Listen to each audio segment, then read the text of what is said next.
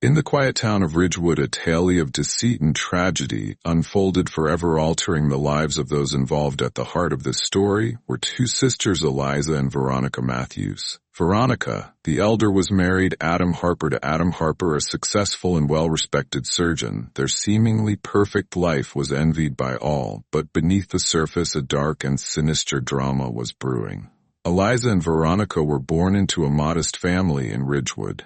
Their father was a mechanic. Eliza and Veronica and their mother a nurse from a young age. It was clear that the two sisters were vastly different. Veronica, with her calm demeanor and academic brilliance, was the apple of her parents' eyes. She excelled in school, went on to study medicine, and eventually became a doctor, much like her mother. Her life followed a predictable but admirable path leading to her marriage to Adam Harper, man who matched her in ambition and success. Eliza, on the other hand, was a wild spirit, intelligent, yet troubled. She struggled to find her place. Her rebellious nature of 10 got her into trouble, and her relationships were as tumultuous as her career. She she flitted from job to job, city to city, never settling down. Her manipulative tendencies were evident early on, as she often used her charm and cunning to get what she wanted. Growing up, the contrast between the sisters was stark.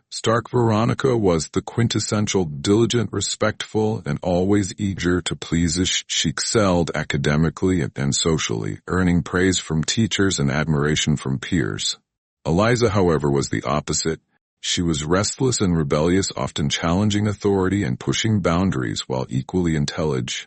She lacked the focus and discipline that came naturally to Eliza's journey. Veronica, their parents, John and Margaret Matthews, viewed on Veronica, proud of her accomplishments and her nature. Eliza, feeling overshadowed and misunderstood, acted out in various ways, seeking attention and validation in all the wrong places. This dynamic created a rift between the sisters that only deepened as they grew older.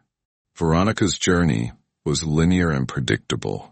After high school, she went on to college, earning a degree in medicine. He met Adam Harper during her residency. Adam, a rising star in the medical field, was instantly smitten with Veronica's beauty and intelligence. Their courtship was swift and seemingly perfect, culminating in a wedding that was the talk of Ridgewood. The couple settled into a comfortable life, their future bright and full of promise. Eliza's path, however, was far from straightforward.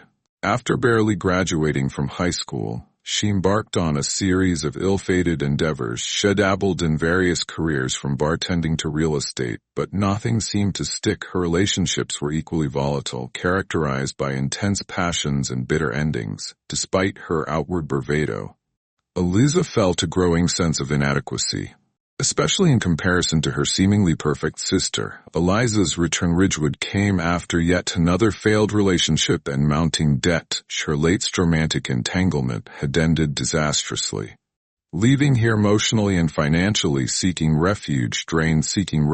She turned to the only family she had left. Veronica, ever the dutiful sister, welcomed Eliza back with open arms despite their differences. Veronica loved her sister and was willing to help her get back on her feet. Eliza moved into the guest house on Veronica and Adam's property, ostensibly to look for a job and start anew. However, Eliza had other plans. She was not just seeking a fresh start, she was looking for an opportunity. Veronica's perfect life was a glaring reminder of everything she lacked, and deep down she resented her sister's success. Eliza's arrival coincided with a period of strain in Veronica and Adam's marriage. Adam, a dedicated and hard-working surgeon, was often preoccupied with his demanding job. The long hours and constant stress left little time for intimacy or meaningful connection with Veronica. Despite their outwardly perfect life, there were cracks in their relationship. Cracks that Eliza was quick to notice and exploit. It started innocently enough. Eliza would join Veronica and Adam for dinner, sharing stories and law. Adam, initially indifferent to Eliza, soon found himself drawn to her vibrant and unpredictable personality. She was everything. Veronica was not spontaneous, daring, and seductive. Eliza began to find excuses to be around. He would seek his advice on trivial matters, touch his arm during conversations, and compliment his work excessively. Adam, feeling the strain of his demanding job and the monotony of his marriage, was flattered by Eliza's attention one evening. While Veronica was working late, Eliza invited Adam to a secluded part of the garden to share a bottle of wine. Under the guise of sibling bonding, she began to subtly flirt with him. The wine loosened their tongues, and soon their conversation took a more intimate turn. Eliza knew exactly how to play on Adam's insecurities and unfulfilled desires, making him feel seen and appreciated in a way Veronica never did. The chemistry between them was palpable, an electric current that neither could deny. Adam, though initially wary, found himself increasingly drawn to her presence, was a breath of fresh air, a stark contrast to the routine predictability of his life with Veronica. Eliza, for her part, was meticulous in her approach, carefully calibrating her advantages to keep Adam on, always wanting more, but never quite sure how far she would go. What began as a harmless flirtation, the affair quickly escalated into a full-blown affair, a demonable to resist. Eliza's allure found himself sneaking round to be with her. They met in secret, their stolen moments filled with passion and guilt. For Eliza, the affair was a game, a way to finally outshine her sister. For Adam, it was an escape from his routine life, and our kindling of a fire had thought long extinguished. Veronica, oblivious to the affair, at first began to notice changes in Adam. He was more distant of 10, making excuses to stay late at work or go on business trips. Her suspicions grew, and she started to piece together the truth. The late-night phone calls, the lingering looks between Adam and Eliza, and the sudden coldness in her marriage all pointed to an unthinkable betrayal as the affair continued. Eliza's manipulations became more pronounced. She would feign vulnerability, playing on Adam's protective instincts, and then switch to passionate seductress, keeping him constantly off balance, and enthralled. Adam, torn between his love for Veronica and his desire for Eliza, was strapped in a web of deceit. Eliza reveled in the thrill of their forbidden romance. Each secret meeting fueled her sense of triumph over Veronica. She meticulously planned their rendezvous, ensuring they would not be discovered. They would meet in discreet locations, from secluded parks to out-of-town motels. The danger of being caught only added to the excitement, making their encounters all the more intense. Adam, meanwhile, was caught in a whirlwind of emotions. The affair was exhilarating, but the guilt was suffocating. He loved Veronica and hated himself for betraying her. Yet they couldn't stay away from Eliza. She had become an addiction, a dark and irresistible force that consumed him. His internal struggle was evident in his behaviors, winging between excessive affection towards Veronica and inexplicable coldness. Veronica's instincts were sharp, and the changes in Adam did not go unnoticed.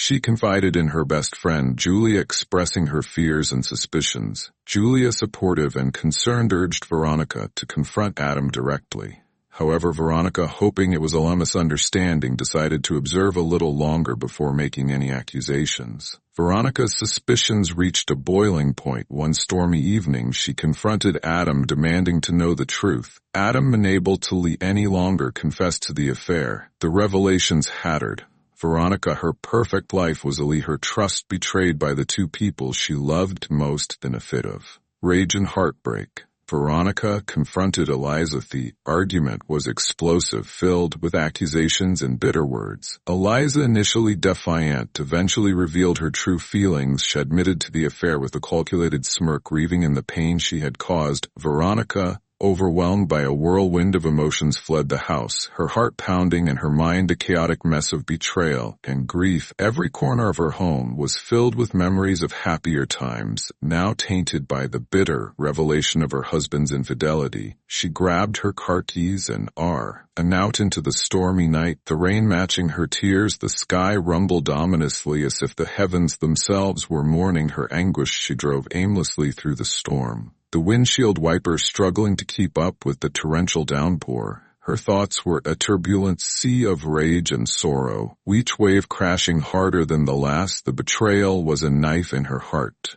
Twisted by the hands of the man she loved and trusted, she pressed her foot harder on the gas pedal, trying to outrun the paint. The car's engine roaring in the night as she sped along the winding roads outside Ridgewood. The rain-slicked asphalt became treacherous. The tires struggled for grip, but her mind was too clouded to notice. She rounded a sharp bend too quickly, the car's back end fishtailing. Veronica fought for control.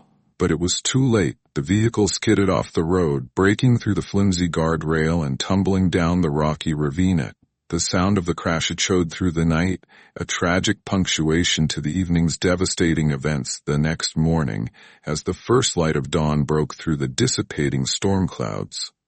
Veronica's lifeless body was found. Her car was a mangled wreck at the bottom of the ravine, the crumpled metal and shattered glass a stark reminder of the violent end to her desperate escape. News of the accident spread quickly through Ridgewood, a tight-knit community where everyone knew each other. The shock was palpable. A wave of disbelief and sorrow washing over the town.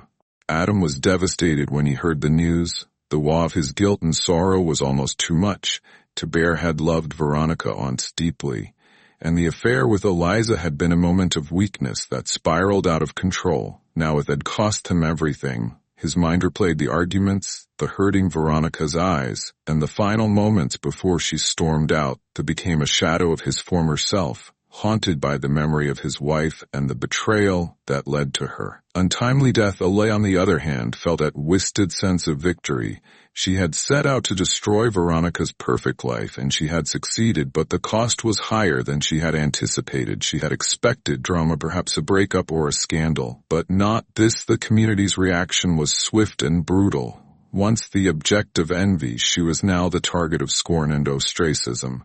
The whispers followed here everywhere, and soon she found it unbearable. She left Ridgewood, her life in tatters, marked forever by the tragedy she had helped to Detective Sarah Blake orchestrated. Detective Sarah Blake was assigned to investigate the accident. She was known for her keen instincts and meticulous attention to detail. She surveyed the crash site and reviewed the evidences. Something didn't sit right with her. The crash seemed to deliberate the circumstances too convenient. Blake's curiosity was piqued, and she delved deeper into Veronica's life, uncovering the affair and the tumultuous events leading up to her death. Interviews with friends and family painted a grim picture. Veronica had been a woman pushed to the brink by betrayal. Adam's co-leg spoke of his recent erratic behavior and emotional outbursts, while Eliza's former lovers described her as manipulative and ruthless. The pieces of the puzzle began to fit together, revealing a story of emotional torment and desperate actions. Blake's investigation concluded that Veronica's death, while officially ruled an accident, was a direct result of the emotional trauma inflicted by Eliza and Adam. The affair had driven her to despair, her frantic drive through the storm, a desperate attempt to escape the unbearable pain. Although no criminal charges were filed, the court of public opinion was unforgiving. The truth of their affairs spread through Ridgewood like wildfire, forever tarnishing Adam and Eliza's reputations. Adam and Eliza were left to grapple with the consequences of their actions. Adam's life was a hollow shell haunted by the ghost of his wife, and the guilt that gnawed at his soul. Eliza, once a vibrant and confident woman, was reduced to a figure of infamy, her name synonymous with tragedy and betrayal. Veronica's death was a wound that would never fully heal, as scar in the heart of Ridgewood, and a haunting reminder to those who knew the true cost of deceit. Detective Sarah Blake's thorough investigation left no stone unturned. She meticulously reconstructed Veronica's final hours piece by piece, ensuring every detail was scrutinized. Blake's methodical approach led her to the Rusty Anchor, a local bar where Veronica had been seen the night of the accident.